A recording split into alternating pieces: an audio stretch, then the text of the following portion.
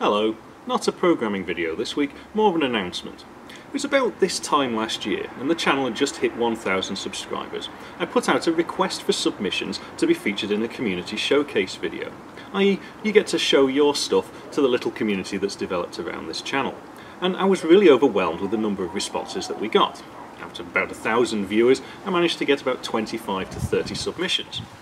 Well, I want to do the same again. Now the channel is a bit larger, the audience is a bit wider and a bit more diverse, and I'd like to feature your stuff. So if you've got something interesting, and it's got to be some way related to this channel, so whether it be this year we've done role-playing games, 3D engines, the ball physics, or anything from last year, as long as it's in some way related, and you want to get it seen by a wider audience, then please submit some videos or some GIFs or some images and code and projects or whatever resources you think I might find useful to the email address on the screen here. It's showcase2018@onelonecoder.com.